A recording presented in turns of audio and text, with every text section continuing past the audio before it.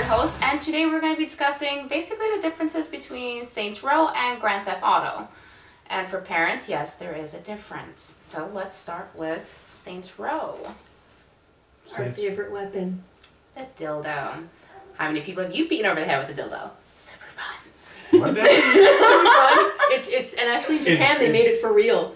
It was literally it's like a bat almost with this 4-foot purple it jiggles when you run. Yeah, while you beat people with it. I took screenshots. That's on the account that I have, and I have screenshots of me just beating people randomly with it. Yeah, because like at one point I was doing this like a baseball bat. It's just curved to the back, and then the tip just smacks.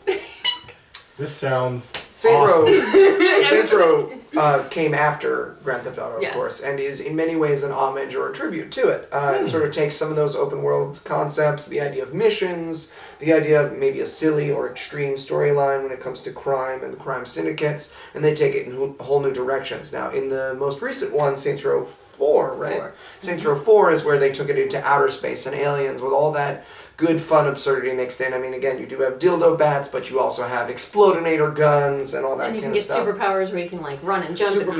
Oh, really? Yeah, Run. yeah, This like sounds jump up awesome. buildings. Flying. It's a fantastic game. It plays incredibly well. It's incredibly fun.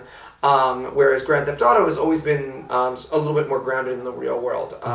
Obviously, the real world being one where you can just open up a helicopter and fly it. But But in the real world, And you know how to do that. In the real world, you can Everyone hit somebody on does. the head with a dildo. That's This not is that true. bad. This So why is doesn't true. Grand Theft Auto have that? That's real. Because there's already strip clubs which keep everybody happy, and then you've You got don't need the one. sex scenes like No. Trevor. When you meet Trevor, I mean, he's having a lot of Oh fun when you really? meet Trevor. Oh wow. The first thing I did in the first 5 minutes is actually to smoke a joint, and I was like, oh, that's what it looks like when you smoke a joint. Cause You can smoke a joint in the game. yes, you smoke a joint, and all of a sudden your character just starts going.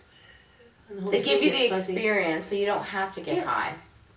And then I realized I can't drive. Okay. I love the game, but I can't drive. The game's fun. I mean, you blow everything up. I can't drive. Can't you watch TV in the game? Yes, actually, I sat down on the couch like, what are you watching? And that's Yeah. when I smoked my doobie. you can watch TV, you can go to comic book, you can go to comedy clubs, you can do a variety of things in the game. You'd be surprised how Here's the issue that I have with realistic Grand they Theft make Auto these 5, games. and that I've had with all of the Grand Theft Auto games, correct me if I'm wrong. The first 3 hours of the game are excellent. You play it, the missions are new, they're exciting, you're excited for new characters, new weapons, the plot line. After that, they just run out of stuff.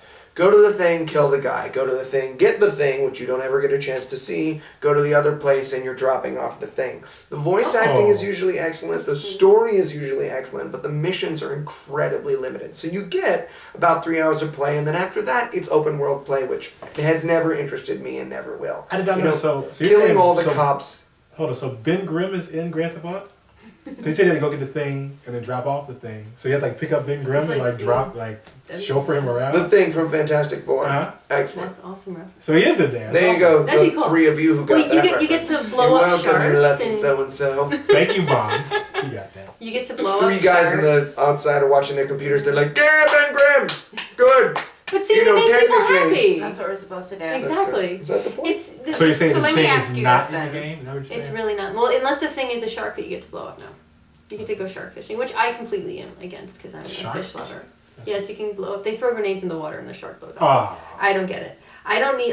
My biggest thing with it is I don't need all this sex and the nudity and for little people. I mean, for Yeah. me, I turn around. I'm like, oh, I don't care, whatever. Hey, look, strip club. I never have to lose my money in real life. That But, is little people, happy little. that is one of the problems.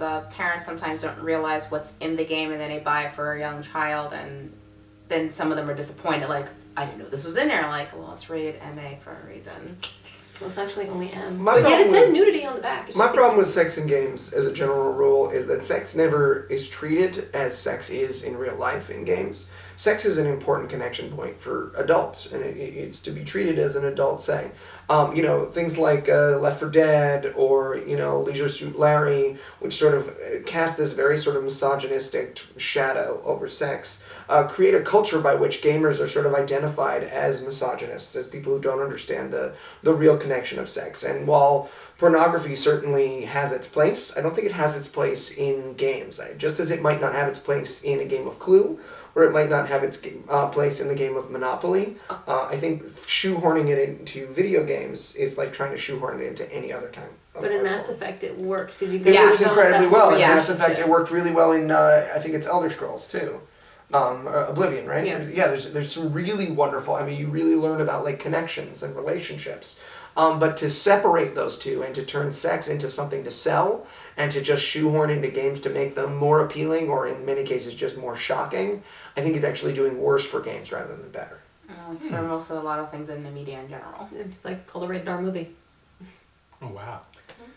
Well, Okay. Well. that's our review on basically the difference between Saints Row and Grand Theft Auto. And we're hoping a parent is watching this to understand what you were buying your kid.